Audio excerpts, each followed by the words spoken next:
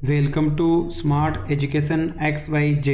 आज हम बच्चों कक्षा 9 की जो इंग्लिश की वर्कबुक है उसका हम वर्कशीट 8 हल करेंगे। चलो स्टार्ट करते हैं आज की वीडियो। आज का जो हमारा टॉपिक है the text book based questions, यानी हमारी जो पाठ्य पुस्तक है उस पर आधारित जितने भी प्रश्न हैं उनको देख लेते हैं। आज का टॉपिक रहेगा द बेगर, यानी यहाँ पर किसकी बात हो रही है? भिखारी की बात हो रही है। चलो पहला सवाल है, why does Lushkoff agree to chop wood for Sergei, यानी यहाँ पर बात हो रही कि लुस्कोप सरगेई के लिए लकड़ी काटने के लिए क्यों सहमत हो जाता है, यानी हमें बताना है कि वो सहमत क्यों हो जाता है। तो आंसर होगा Lushkoff agree to chop chop wood for Sergei because he was desperate for money and had no other means to earn it, यानी लुस्कोप सरगेई के लिए लकड़ी काटने के लिए सहमत हो जाता है क्योंकि वह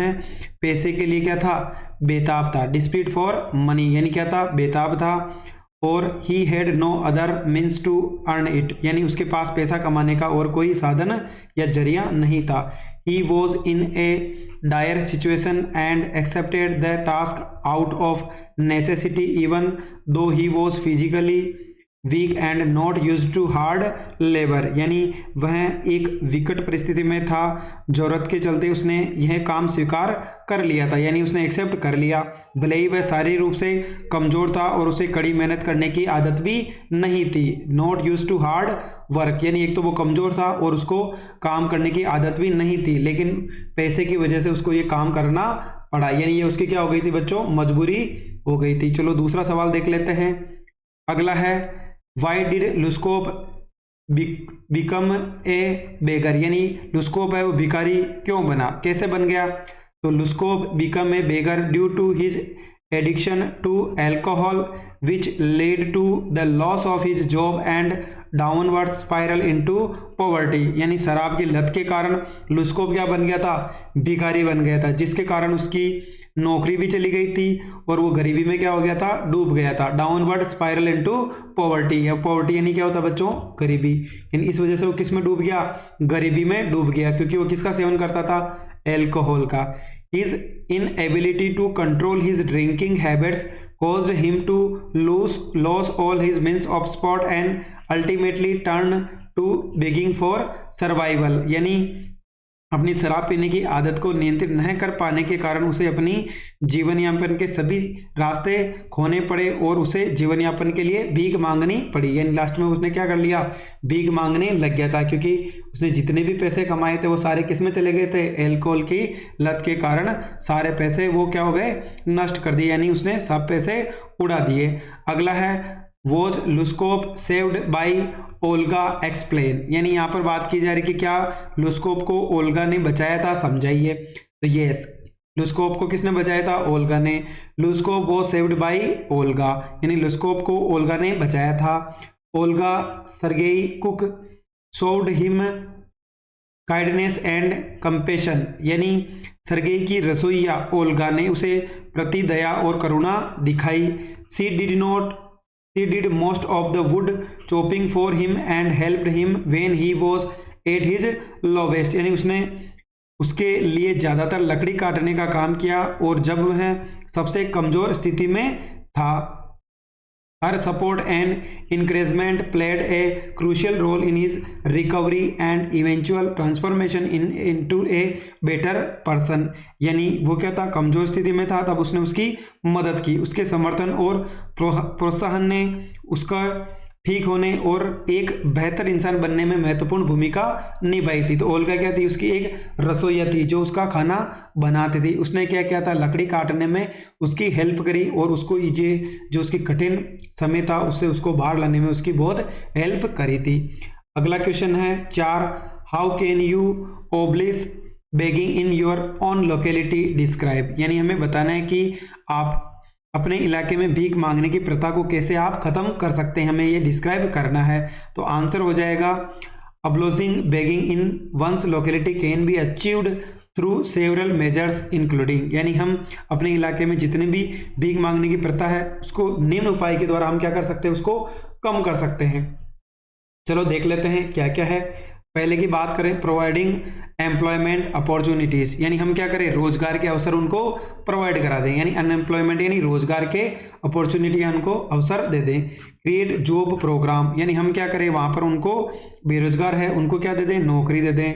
and vocational training for the unemployment and underprivileged to help them gain skills and secure employment, यानी बेरोजगारों और वंचित को कौशल हासिल करने और सुरक्षित रोजगार पाने में मदद करने के लिए हमें व्यवहारिक प्रशिक्षण देना चाहिए। दूसरा है इस्टेब्लिशिंग शेल्टर्स, यानी यहाँ पर बात हो रही कि आश्रय स्थल है वो भी हम क्या कर सकते हैं, स्थापित कर दें। Set up shelters that offer food, clothing and medical assistance to the homeless and beggars, providing them with a safe place to stay, यानी हम उनको आश्रय स्थल ऐसे प्रोवाइड करें जिससे उनको भोजन मिल सके, कपड़ा, बेघर और भिखारियों को चिकित्सा सहायता प्रदान करना, उनके रहने के लिए हम उनको सुरक्षित स्थान भी प्रोवाइड करवा सकते हैं। अगला है प्रमोटिंग एजुकेशन, यानी शिक्षा को बढ़ावा देकर ensure access to quality education for all children and adults to break the cycle of poverty and dependency, यानी हम गरीबी और निर्भरता के चक्र को तोड़ने के लिए बच्चों और वयस्कों के लिए शिक्षा, एक गुणात्मक शिक्षा भी उनको पहुंचा सकते हैं या उनको प्रोवाइड करवा सकते हैं।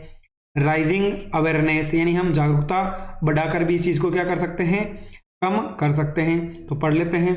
Conduct awareness campaign to educate the public about the reasons behind begging and encourage them to support charitable organizations rather than giving money directly to beggars, यानी भीख मांगने के पीछे के जो कारण हैं, जनता को शिक्षित करने के लिए जागरूक अभियान चलाए जाने चाहिए और उन्हें भिखारियों को सीधे पैसे देने के बजाय जो धर्म के जो संगठन हैं समर्थन करने के लिए उनको प्रोत्साहित करना चाहिए। अगला है supporting NGOs collaborate with non governmental organisations that work to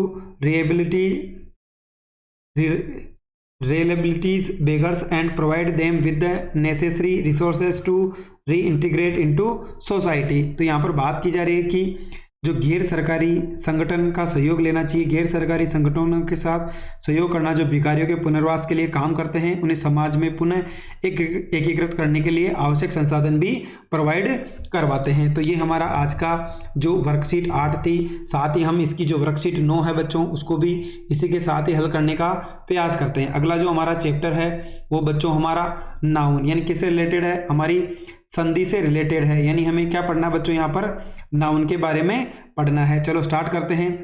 अपना जो चैप्टर रहेगा वो रहेगा नाउन। तो इसके अंदर हम learning outcomes, the learner use grammatically correct sentence for a variety of situations using noun और प्रोनाउन। नाउन का मतलब क्या होता है बच्चों, संज्ञा।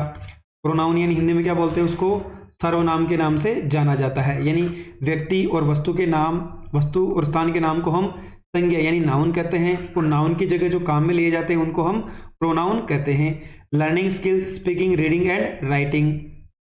A word that is the name of thing, thing यानी किसकी बात हो रही बच्चों, वस्तु।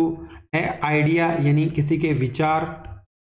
ए प्लेस यानी स्थान, और ए पर्सन यानी व्यक्ति। के नाम को अपन क्या कहते हैं बच्चों, नाउन यानी संज्ञा कहते हैं, यानी वस्तु, किसी का व्यक्ति का नाम, किसी के विचार और स्थान के नाम को हम किसके नाम से जानते हैं बच्चों, उसको नाउन के नाम से जानते हैं, जिसको हम हिंदी में संज्ञा भी कहते हैं। चलो यहाँ पर एग्जांपल है, देवांश रन्स वेरी फास्ट। यहाँ पे देखो देवांश क्या है, किसी का नाम है, यानी ये क्या हो जाएगी बच्चों, यहाँ पर एक क्या हो जाएगा, किसी का नाम हो गया, यानी ये पर्सन का नाम हो गया, तो ये क्या कहलाएगा, हमारी नाउन हो जाएगी। अगला है उदयपुर इज नॉन और इट्स ब्यूटीफुल लेक्स, यानी उदयपुर किसके लिए जाना जाता है, यानी वहाँ की ब्यूटीफुल जो झीलें हैं उनके लिए। तो उदयपुर भी क्या है बच्चों, यहाँ पर किसी स्थान का नाम है, यानी प्लेस है, तो ये भी क्या कहलाएगा, हमारा एक नाउन है। Mobile phone is widely used device, तो बच्चों ये एक वस्तु का नाम है, यानी ये क्या हो जाएगी, थिंग हो जाएगी। अगला है पॉवर्टी इज है कोज, यानी ये बच्चों यहाँ पर आइडिया है, गरीबी क्या है, एक तरह का आइडिया है, यानी हम क्या कह सकते हैं इसको, कर्ज यानी क्या होता है बच्चों, अभिशाप है, यानी गरीबी क्या है, एक अभिशाप है। तो पॉवर्टी क्या हो जाएगा बच्चों, यहाँ पर एक आइडिया हो गया। इस प्रकार पहला था देवांश एक पर्सन का नाम है तो भी संज्ञा है, उदयपुर एक प्लेस का नाम है तो भी क्या हो जाएगा बच्चों, नाउन हो जाएगा। मोबाइल फोन एक वस्तु का नाम है, थिंग्स है, तो भी क्या होगा, नाउन होगा। और यहाँ पे पॉवर्टी यानी जो गरीबी है वो क्या है, एक आइडिया है। इसका मतलब ये क्या हो जाएगा, इसका नाउन हो जाएगा। The underline words are noun, यानी जिसके पीछे नीचे अंडरलाइन है वो सारे क्या है, नाउन है। चलो पहली एक्सरसाइज है उसके बारे में पढ़ लेते हैं। क्या क्या दे रखा है हमें बताना है। Underline the noun in the following sentence, यानी जो भी इन 5 सेंटेंस के अंदर नाउन है, यानी व्यक्ति, वस्तु, स्थान या किसी के विचार है, उनके नीचे हमें अंडरलाइन करनी है। तो पहला, computer is an electronic device. तो कंप्यूटर क्या है बच्चों, किसी वस्तु का नाम है, तो ये भी क्या हो जाएगा, हमारा एक नाउन हो जाएगा। इंडिया है, किसी जगह का नाम है, ये भी एक नाउन है। क्रिकेट भी क्या है बच्चों, यहाँ पर एक नाउन है। वर्ल्ड कप भी क्या है, एक नाउन है। अगला है the demand for bicycle has increase in the market. तो बच्चों यहाँ पर एक तो डिमांड हो गया, एक बाइसिकल हो गया और साथ ही एक मार्केट हो गया। तीनों क्या हो जाएंगे बच्चों, नाउन हो जाएंगे। Mahatma Gandhi is known for non violence movement. तो बच्चों यहाँ पर देखो, एक तो महात्मा गांधी क्या हो गया, नाउन हो गया। नॉन वायलेंस और मूवमेंट, ये पूरा एक मिला के क्या हो गया, अपना नाउन हो गया। अगला है everyone should maintain their dignity, यानी सभी को, देखो एवरीवन तो होगा नहीं, यहाँ पे जो डिग्निटी है, किसी के विचार हो गए, तो ये भी क्या कहलाएगा बच्चों, हमारा एक नाउन कहलाएगा। अगला है right the noun from your surrounding, यानी हमें अपने चारों तरफ जो भी नाउन है उनको हमें क्या करना है, यहाँ पर फिल करना है, जो जो हमने अपने आसपास देखा हो। तो बच्चों देखो, स्कूल की बात करो तो स्कूल में कौन कौन होता है, प्रिंसिपल हो गया, वो भी क्या है, अपना एक नाउन है। टीचर्स है जितने भी, वो भी क्या कहलाएंगे, हमारे एक नाउन कहलाएंगे। जितने भी स्टूडेंट्स है वो भी क्या हो जाएंगे बच्चों, हमारे नाउन हो जाएंगे। वहाँ पर जो लाइब्रेरी है वो भी क्या हो गई, हमारी नाउन हो गई। वहाँ पे खेलने की जो जगह है यानी प्लेग्राउंड है, वो भी क्या हो जाएगा, हमारा एक नाउन हो जाएगा। अगला अगर हम बात करें तो जितनी भी किताबें हैं वो भी हमारा क्या हो जाएगा बच्चों, नाउन। अगला क्लासरूम है, वो भी हमारा नाउन है। अगर पेन की बात करें तो भी हमारा नाउन है। फैमिली के अंदर क्या क्या है बच्चों, अगर हम बात करें, होम के अंदर हमारी फैमिली है, ये भी एक नाउन है। हमारे घर में जो किचन होता है वो भी एक नाउन है। बेडरूम है, वो भी हमारा क्या हो जाएगा बच्चों, एक नाउन हो जाएगा। लिविंग रूम यानी जो हमारा रहने का रूम है वो भी क्या हो जाएगा, हमारा नाउन हो जाएगा।